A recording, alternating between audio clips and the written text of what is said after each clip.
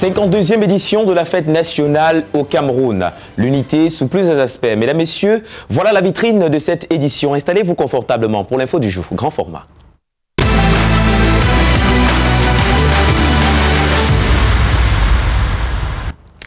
Mesdames, Messieurs, une fois encore, bienvenue sur Global LTV. Vous regardez l'info du jour et vous faites bien. Le Cameroun célèbre la 52e édition de la fête de l'unité nationale et l'art culinaire est un des aspects qui ressort comme gage de cette chère unité. On peut être issu d'une région et affectionner un mets qui vient d'une autre. C'est le constat qui est fait dans ce reportage. Suivons plutôt. Je suis Bamileke et j'aime manger le ndolé, un mets originaire de la région du littoral. Au Cameroun, il faut dire que l'unité nationale est également représentée dans l'art culinaire. Pas besoin d'affectionner uniquement les mets de sa localité d'origine, on peut bien être issu d'une région précise et aimer particulièrement un repas qui vient d'ailleurs. Nous sommes par exemple à Douala et nous sommes allés à la rencontre de Carole qui partage avec nous le mets qu'elle affectionne le plus. Et tenez-vous tranquille, ce n'est pas un mets de chez elle. Je suis du centre, plus précisément de la Léquier, mais j'aime beaucoup les légumes sautés qui viennent du département du Noun. C'est un de mes mets préférés. Dans le même restaurant, Benjamin est venu savourer son mets préféré et ça n'a rien d'un plat de l'Ouest, région d'où il est originaire.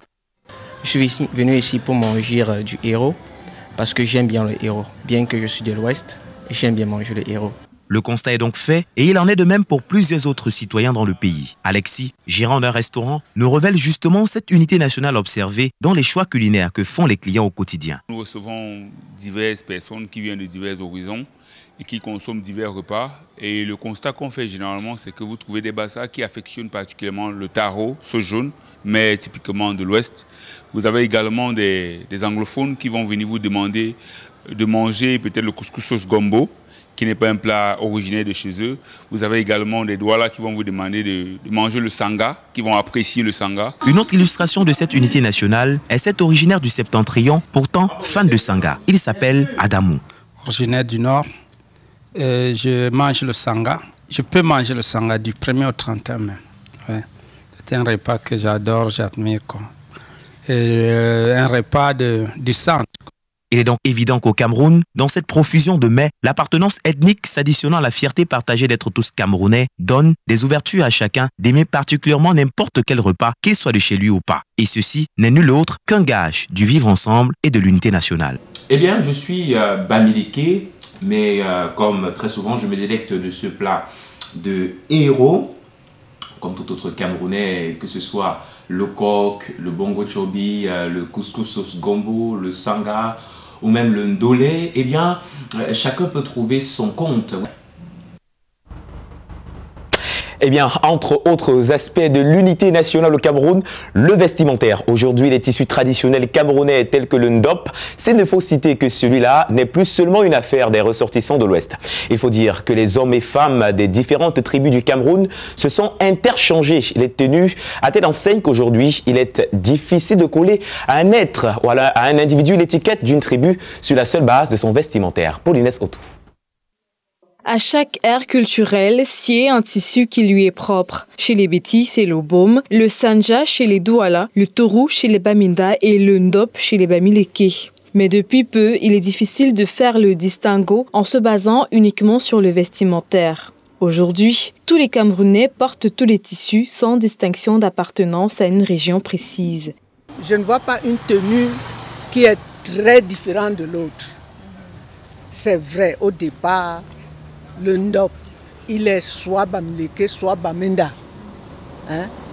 Mais ce qu'on constate maintenant, c'est tout le monde qui le met. Vers une compétition internationale, les gens sont partis en sanja. Bon, après, j'ai vu d'autres en ndop. Donc pour moi, si je mets ça, ce n'est pas parce que je mets ça en tant que Bamileke ou en tant que Baminda. Mais je mets ça parce que c'est une tenue camerounaise.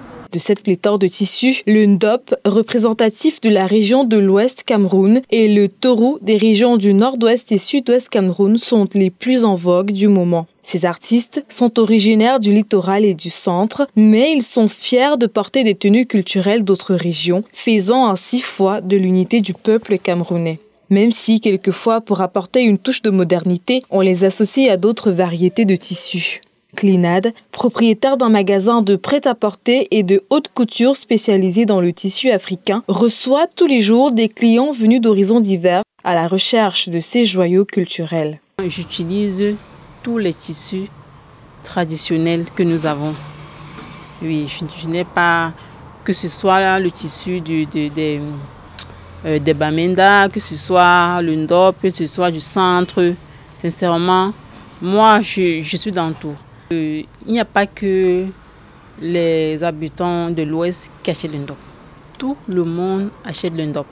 Que ce soit les côtiers, que ce soit le centre, oui, même les étrangers. Les Camerounais de tous bords les ont adoptés et ce, peu importe la somme qu'il faut débourser.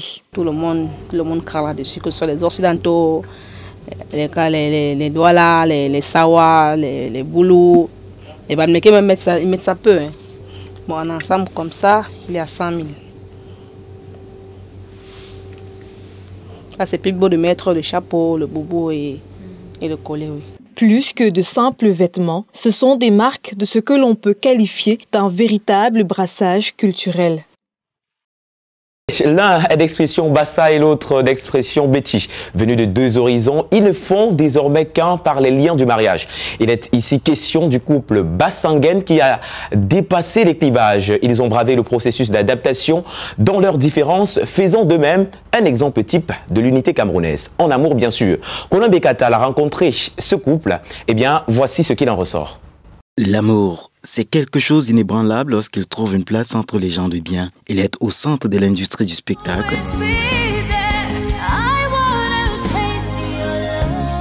et révèle la valeur de l'or lorsqu'en dépit des soubresauts, il conduit les tourtereaux jusqu'aux cheveux gris. Mais surtout, l'amour est au-dessus de tous les clivages. Une rencontre informelle à Douala au Cameroun avec le couple Bassangen légitime cette logique. Originaires l'un de la communauté Bassa et l'autre de la communauté Betty, ils sont unis pour la vie.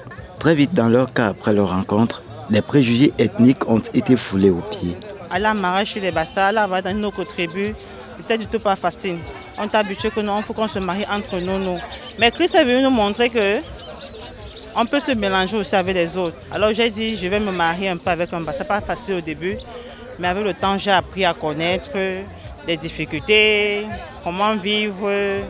Et fin de fin, je me suis retrouvé. Ce n'était pas facile parce que le Bassa a son attitude. Si pour Dylan l'homme, l'intégration à une vie de couple exogamique était assez facile, celle de sa tendre épouse n'a pas été sans difficulté.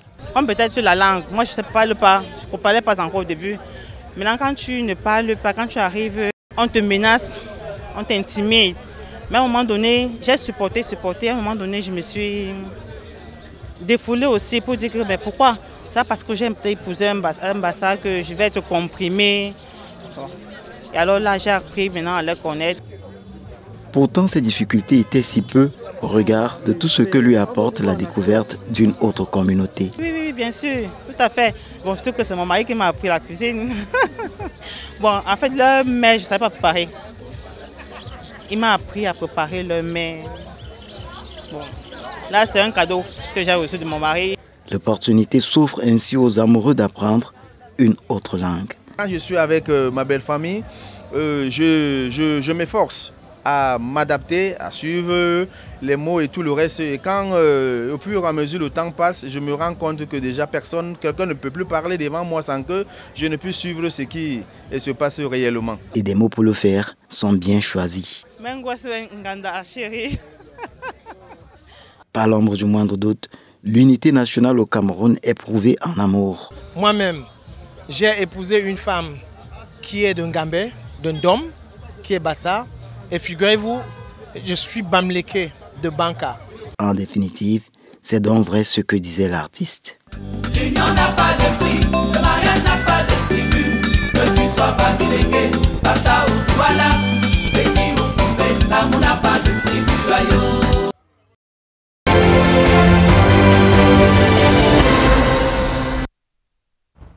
Dans Dans le bonus de l'info, mesdames et messieurs, restons au Cameroun. L'on est loin aujourd'hui de la peur illégitime qu'avaient les populations camerounaises de leur armée. Les journées portes ouvertes à Douala ont donné une illustration d'une réelle unité des deux entités. Sur le site, les visiteurs se confondaient avec le personnel de défense jusque dans l'exercice du service militaire. Le temps d'un passage. Colin Bécatal. Armée et Nations Unies, une substance de la thématique pour le compte de la fête de l'unité au Cameroun de l'édition de 2024 n'est pas juste l'écho d'une agréable formule. Les journées portes ouvertes, voici quelques jours déjà à l'esplanade de la place du gouvernement à Douala, offrent un aperçu de cette réalité. Si le décor a priori est celui d'une caserne, les lieux de plus près séduisent par ce mélange d'un personnel vêtu de treillis avec la population civile. C'est révolu ce temps des idées préconçues qui présentaient les forces de sécurité de la défense comme une entité intimidante et inaccessible. Si proche des populations, toutes les unités représentées y ont balayé du revers de la main le mystère que l'on prête à l'accomplissement de leurs activités. Au service de la douane, les citoyens de la métropole économique ont été édifiés sur toutes les missions, de l'économie à la sécurité en passant entre autres par la protection avec des exemples de saisie à l'appui. Les populations, a-t-on appris, sont un allié incontournable dans la lutte contre la fraude. Ici, dans l'armée de terre, plusieurs civils se découvrent une vocation de tireur dans ce poste de combat mobile. Bon à savoir, cette proximité de l'armée avec les populations ne tient pas qu'à l'occasion des journées portes ouvertes. Journée portes ouvertes va en droite ligne avec les prescriptions de haut commandement. Ça doit montrer à la population locale, à la population environnementale, que l'armée est effectivement avec la population. L'armée a toujours été proche de la population. L'armée a toujours été proche du peuple. Sauf qu'il y a des occasions comme ça, et douanes, qui rapprochent l'armée davantage à la population. On n'écoute pas que, on aborde, on essaie. Sans hostilité chez les gendarmes, les enfants ont goûté la force de propulsion de leurs motards. Les secrets du contrôle routier y ont été dévoilés par le radar et voilà d'autres mômes à la manœuvre de la chaloupe au milieu de l'armée marine. Du ventre de l'avion qui transporte les troupes de l'armée de l'air est sorti son moteur. Petits et grands accessoires y ont été présentés à la grande satisfaction des visiteurs. Ça fait plaisir, vous voyez, de toucher du doigt le matériel militaire et de comprendre ce que nos hommes qui veillent à la paix de la nation, vivent au quotidien en fait. Donc c'est un immense plaisir de pouvoir découvrir et toucher du doigt. Dame Tchakam que voici a exprimé sa conviction d'une armée camerounaise aguerrie. L'armée camerounaise est lotie. Elle est lotie. Grâce à cette foi, j'ai confirmé que l'armée camerounaise, elle a tout pour atteindre son objectif en ce qui concerne la défense. Donc, la défense camerounaise, elle est assurée à 100%. Qu'elle soit dans l'air, sur la terre, dans l'eau. Elle est là. Maritime, aérienne, terrestre, l'armée, elle répond normalement. Administration pénitentiaire, les eaux et forêts étaient en place. Elle savait finalement que le treillis et toute l'artillerie qui l'accompagne ne sont une hantise que pour ceux qui les apprécient de loin. À moins qu'on ne soit un ennemi, c'est un véritable attelage plutôt bien assorti entre les populations et puis leurs forces de défense. Sur la place de l'indépendance à Douala, nous sommes Guy Fotso et Colin Bécatal pour Global L Télévision. Eh bien, voilà, merci à nos envoyés Colin Bécatal et Guy Fotso qui nous ont plongé au cœur de ces journées portes ouvertes qui ont tiré leur révérence vendredi dernier. C'est la fin de cette édition, mesdames et messieurs. Merci pour votre aimable attention. À demain pour un autre rendez-vous de l'information, toujours sur Global L TV. Bonne fête de l'unité à tous les citoyens camerounais.